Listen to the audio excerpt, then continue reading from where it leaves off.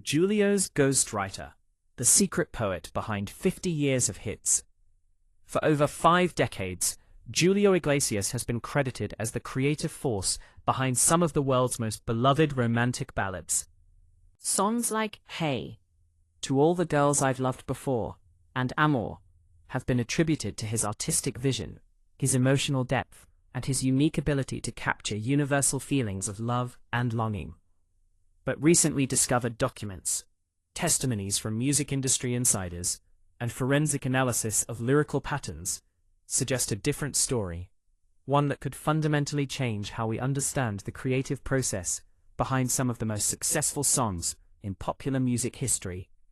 This investigation reveals the existence of Elena Vásquez Mendoza, a reclusive Spanish literature professor who may have been the true lyrical genius behind Julio's greatest hits, working in complete anonymity for 50 years, while one of the world's biggest stars received all the credit.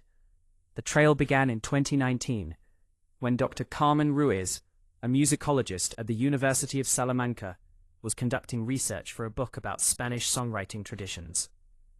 While reviewing archived papers donated to the university's literature department, she discovered a collection of handwritten notebooks that would change everything. I was looking through the personal effects of Elena Vásquez, a literature professor who had died the previous year, Dr. Ruiz explains, adjusting her glasses as she opens one of the notebooks. Elena had been a respected academic, known for her work on Spanish romantic poetry. But these notebooks contained something extraordinary. The notebooks, dating from 1968 to 2018, contained hundreds of song lyrics written in Elena's distinctive handwriting. But these weren't academic exercises. They were early drafts of songs that had become international hits, all credited to Julio Iglesias. The first song I recognized was Hey, Dr. Ruiz continues, pointing to a page covered with crossed-out lines and marginal notes. But the original title here was Corazón Perdido, Lost Heart. The English adaptation came later, but Elena's Spanish original contained all the emotional themes that made the song so powerful. The discovery raised immediate questions about authorship, creative collaboration, and the complex relationships that exist behind the scenes of the music industry. How could a university professor in Salamanca be connected to one of the world's most famous recording artists? Elena Vásquez Mendoza was born in 1935 in the small Castilian town of Alba de Tormes, the same region that had produced some of Spain's greatest poets. Her academic career was brilliant, but conventional. A PhD in Spanish literature from the University of Salamanca, specializing in romantic poetry of the 19th century. Dr. Miguel Santos, Elena's former colleague in the literature department, describes her as extraordinarily gifted, but intensely private. Elena was the best analyst of romantic poetry I've ever known, Dr. Santos explains, from his university office. She could identify the emotional mechanics of a poem. What made readers feel joy, sadness, longing, or hope. It was almost scientific in its precision. Elena's published academic work focused on the techniques used by Spanish romantic poets to create emotional resonance. Her 1965 dissertation, The Architecture of Feeling, Structural Elements in Spanish Romantic Poetry, analyzed how specific word choices, rhythmic patterns, and metaphorical structures could trigger predictable emotional responses in readers. What made Elena unique was her understanding of how language creates feeling, explains Dr. Ana Morales, a former student. She didn't just analyze poems, she understood the mechanics of emotional manipulation through words. She could explain exactly why certain phrases made you feel sad, or happy, or nostalgic. But Elena's academic success masked a secret passion for creative writing. Former students recall that she sometimes shared her own poetry during seminars. Verses that demonstrated remarkable emotional depth and popular appeal, qualities that were unusual in academic poetry of the period. The link between Elena and Julio came through Elena's brother, Dr. Francisco Vásquez, who worked as a throat specialist in Madrid during the late 1960s. Hospital records show that Francisco treated Julio for vocal strain in 1967, during the early stages of his professional career. Dr. Patricia Leon, who worked with Francisco at Madrid's Hospital General, recalls the connection. Francisco mentioned that his sister was an expert in Spanish poetry and language. When Julio expressed interest in improving the literary quality of his songs, Francisco arranged an introduction. The initial meeting took place in November 1968, at Elena's small apartment near the University of Salamanca. According to letters found in Elena's papers, Julio had driven 3 hours from Madrid to discuss the possibility of collaboration with someone who could help him develop more sophisticated lyrics. Elena was initially skeptical, Dr. Santos recalls, based on conversations with his colleague years later. She was a serious academic who didn't particularly value popular music. But when Julio played his melodies for her, she recognized something special, emotional structures that perfectly matched her understanding of how language could create feeling. The chemistry was immediate and unexpected. Julio's instinctive musical sense for emotion complemented Elena's scholarly understanding of how words could amplify and direct those feelings. What began as a consultation evolved into one of the most productive creative partnerships in modern music history. The formal collaboration began in early 1969, governed by an agreement that Elena insisted must remain completely confidential. Legal documents discovered in her estate reveal the unusual terms of their partnership. Entertainment lawyer Carlos Mendez, who has reviewed the contracts, explains their significance. Elena demanded complete anonymity in exchange for exclusive creative services. She would provide lyrics for Julio's use, but her name would never appear on credits, albums, or promotional materials. In return, she received substantial royalty payments disguised as consulting fees. The arrangement was unusual even by music industry standards. Most songwriting collaborations involve shared credit and public recognition. Elena's insistence on anonymity suggests motivations that went beyond financial compensation. Elena valued her academic reputation above everything, explains Dr. Morales. In the Spanish university system of the 1960s and 1970s, popular music was considered intellectually inferior. Elena believed that public association with commercial songwriting would undermine her scholarly credibility. The agreement also included strict confidentiality clauses that prevented either party from discussing their collaboration publicly. Julio was contractually obligated to present himself as the sole creator of their collaborative works, while Elena was forbidden from claiming credit for the songs, even posthumously. Former recording engineer Miguel Torres worked on many of Julio's early albums and witnessed the creative process firsthand, though he didn't understand its full significance at the time. There was always this pattern, Torres recalls. Julio would arrive at the studio with completed lyrics, beautifully written, sophisticated Spanish that seemed beyond his educational background. When I asked about his writing process, he would say he worked with various consultants, but never provided details. The creative process, as revealed by Elena's notebooks, was systematic and sophisticated. Elena would begin with emotional concepts, themes like lost love, nostalgic memory, or hopeful anticipation. She would then craft lyrics that used specific linguistic techniques to amplify those emotions. Julio's role was to create melodies that complemented and enhanced Elena's lyrical structures. His instinctive musical sense allowed him to compose melodies that perfectly matched the emotional rhythm of Elena's words. Music producer Ricardo Arjona, who worked with Julio during the 1980s, noticed the unusual quality of the lyrics. Julio's songs had a literary sophistication that was rare in popular music. The metaphors were complex, the emotional development was subtle, and the language was precisely calibrated for maximum impact. It was almost too sophisticated for commercial music. As Dr. Ruiz continued analyzing Elena's notebooks, patterns emerged that strongly suggested extensive collaboration on Julio's most famous songs. The notebooks contained multiple drafts, revision notes, and alternate versions that corresponded exactly to the development process of songs officially credited to Julio. Handwriting analysis, conducted by forensic expert Dr. Luis Martin, confirms that the lyrics in Elena's notebooks were written in her distinctive script, often years before the songs were officially recorded. The handwriting analysis is conclusive, Dr. Martin states. These lyrics were written by Elena Vásquez, not Julio Iglesias. More compelling evidence comes from linguistic analysis of the songs themselves. Elena Pérez, a specialist in Spanish literature and language patterns, has identified stylistic elements that match Elena's academic writing. The vocabulary choices, metaphorical structures, and rhythmic patterns in Julio's lyrics are consistent with Elena's published academic work, Dr. Perez explains.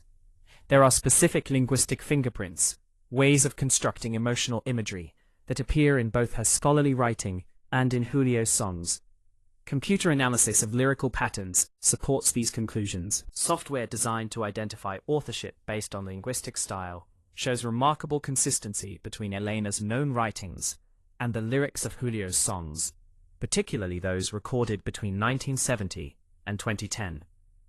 Former music industry executives, speaking on condition of anonymity, confirmed that Julio's songwriting collaboration was an open secret within professional circles, though Elena's identity was carefully protected. Everyone in the Spanish music industry knew that Julio worked with a lyricist, reveals a former A&R executive. The quality and sophistication of his songs made it obvious that he had professional writing assistants. But the identity of his collaborator was never revealed, and nobody asked too many questions. Record label executive Ana Garcia recalls noticing the pattern during contract negotiations. Julio's publishing arrangements were unusual. There were always additional royalty payments to unnamed parties, described as production consultants or creative advisors. In retrospect, these were probably payments to his ghostwriter. The secrecy extended to recording sessions, where studio musicians and engineers were often surprised by the sophistication of Julio's lyrical materials. Julio would arrive with lyrics that seemed beyond his educational background, recalls guitarist Carlos Vega. When we asked about his writing process, he would change the subject or give vague answers about drawing from life experience. It was clear that he was protecting someone's identity. Banking records obtained through Elena's estate provide additional evidence of the collaborative relationship. Between 1969 and 2018, Elena received substantial quarterly payments from companies associated with Julio's music publishing empire. Antonio Ruiz has analyzed these transactions. The payment patterns are consistent with ongoing royalty distributions for creative work. Elena received substantial sums, millions of euros over 5 decades, disguised as consulting fees for unspecified services. The payments increased dramatically during periods when songs later credited to Julio became international hits. Elena's bank records show significant deposits following the release of albums that contained her lyrical work, though these payments were structured to avoid creating obvious connections to Julio's publishing companies. Elena was essentially a secret partner in Julio's creative enterprise, Dr. Ruiz concludes. The financial arrangements demonstrate a long-term, highly lucrative collaboration that both parties were committed to keeping confidential. Elena's university colleagues gradually recognized that their colleague was living beyond the financial means typically available to academic professors. Her modest professor's salary couldn't explain her comfortable lifestyle, frequent travel, or substantial charitable donations to university programs. Elena always had more money than she should have, recalls Dr. Santos. She funded scholarships, supported visiting professor programs, and made substantial donations to the literature department. When we asked about her wealth, she claimed it came from family inheritance and investment income. Elena's academic work also showed subtle influences from her secret songwriting career. Her later scholarly publications focused increasingly on the emotional mechanics of popular poetry, suggesting that her commercial songwriting was informing her academic research. Dr. Morales noticed the evolution in Elena's teaching. In her later years, Elena began incorporating analysis of popular music lyrics into her literature courses. She had insights into commercial songwriting that seemed remarkably sophisticated for someone who claimed no interest in popular music. As Julio's career became increasingly international during the 1980s, Elena faced new challenges in adapting her Spanish lyrics for different cultural contexts. Her notebooks show extensive research into English, French, and Italian poetry traditions as she worked to maintain emotional authenticity across languages. Translation specialist Dr. Maria Fernandez has studied Elena's cross-cultural adaptations. Elena didn't just translate, she recreated emotional content for different cultural contexts. Her English versions of Spanish songs maintained the same emotional impact while adapting metaphors and cultural references for international audiences. The collaboration became more complex as Julio began working with international co-writers and producers. Elena's notebooks show her adapting her lyrics to work with different musical styles while maintaining the emotional consistency that had made Julio's songs universally appealing. Elena was essentially creating a global emotional vocabulary, explains Dr. Fernandez.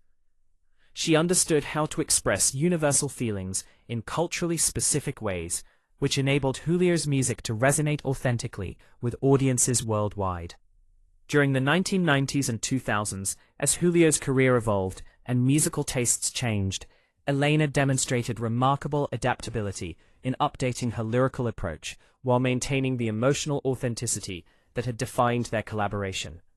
Former music industry executive Roberto Sanchez noticed the evolution.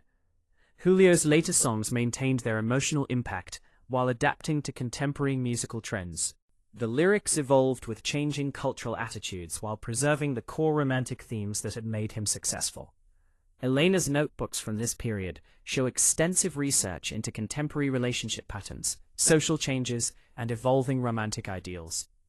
At an age when many writers become set in their approaches, Elena continued developing new ways to express timeless emotions for changing audiences. Elena was remarkable in her ability to adapt, observes Dr. Ruiz. Her lyrics from the 2000s addressed modern relationship complexities while maintaining the universal emotional appeal that had characterized her earlier work. The advent of digital music distribution and social media presented new challenges for maintaining Elena's anonymity. As fans gained unprecedented access to information about their favorite artists, keeping a 5-decade collaboration secret became increasingly difficult. Music journalist Carlos Herrera began investigating anomalies in Julio's songwriting credits during the early 2000s. There were inconsistencies in the way Julio discussed his creative process. His explanations of songwriting methodology seemed rehearsed and generic, lacking the specific insights that actual songwriters typically share. Online fan communities began analyzing patterns in Julio's lyrics, noting sophisticated literary elements that seemed beyond his documented educational background. While these investigations never identified Elena specifically, they raised questions about authorship that made continued secrecy challenging. Elena's notebooks from this period show her concern about maintaining confidentiality in an increasingly connected world.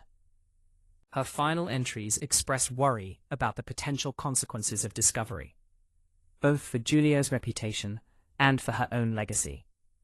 Elena Vásquez continued providing lyrics for Julio's recordings until shortly before her death in 2018. Their collaboration, which had begun when both were young and ambitious, concluded only when Elena's advancing age made continued creative work impossible. Dr. Santos visited Elena frequently during her final years. Elena never explicitly discussed her songwriting, but she occasionally made comments about contributing to Spanish culture in ways that people didn't understand. She seemed to take satisfaction in her secret influence on popular music. Elena's final notebook entries, written in 2017, show her reflecting on 5 decades of hidden collaboration. While maintaining confidentiality even in private writing, her notes suggest satisfaction with a creative legacy that had touched millions of lives worldwide. The collaboration ended quietly, with no public acknowledgement of Elena's contributions. Julio's subsequent recordings have shown a noticeable change in lyrical sophistication, suggesting that Elena's influence was more significant than even industry insiders had realized. Elena's death in 2018 marked the end of one of the longest creative partnerships in modern music history. However, her decision to preserve extensive documentation of the collaboration in her personal papers suggests that she intended the truth to eventually emerge. The notebooks and contracts discovered in Elena's estate provide comprehensive evidence of her role in creating some of the world's most beloved songs. Her documentation was so thorough that it essentially constitutes a complete record of Julio's lyrical development over 5 decades. Elena clearly wanted the truth to be known eventually, concludes Dr. Ruiz. She preserved everything: drafts, revisions, contracts, correspondence. She created an archive that would allow future researchers to understand the true creative process behind Julio's music. The question now facing the music industry is how to process this revelation and what it means for understanding authorship, collaboration, and creative credit in popular music. The Elena Vásquez revelation raises fundamental questions about how the music industry handles creative collaboration and authorship attribution. Her case suggests that other successful artists may have similar hidden partnerships that remain undiscovered. Music industry lawyer Elena Rodriguez explains the legal complexities. If Elena's documentation is authentic, it could potentially affect copyright ownership, royalty distribution, and even the Grammy Awards that were based on attributed authorship. However, the confidentiality agreements that both parties signed may limit legal remedies. For Julio Iglesias, now in his 80s, the revelation presents both challenges and opportunities. While it questions his creative authenticity, it also demonstrates his remarkable ability to collaborate effectively and to recognize superior talent when he encountered it. Elena's story doesn't diminish Julio's achievements, argues music historian Dr. Carmen Vega. Creating melodies that perfectly complement sophisticated lyrics requires extraordinary musical instinct. Their collaboration was successful because both parties brought irreplaceable talents to the partnership. The Elena Vásquez story forces us to reconsider fundamental assumptions about creativity, authorship, and artistic achievement. Rather than diminishing Julio's legacy, it reveals a different kind of genius: the ability to recognize superior talent, create productive partnerships, and present collaborative work in ways that maximize its emotional impact.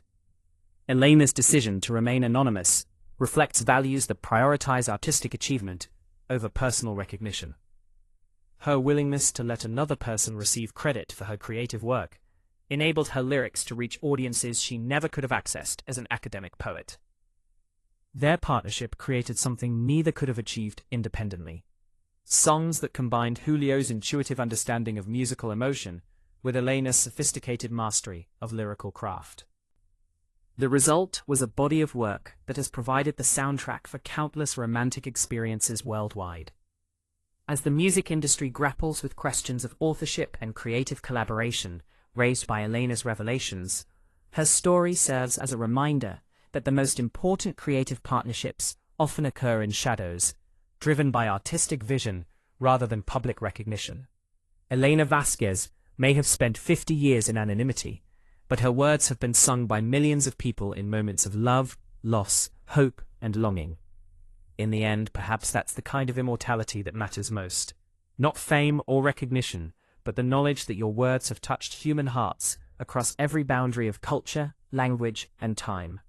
The secret poet behind Julio's songs has finally been revealed, but her greatest achievement remains unchanged: creating a universal vocabulary of emotion that continues to help people express their deepest feelings, one beautiful song at a time.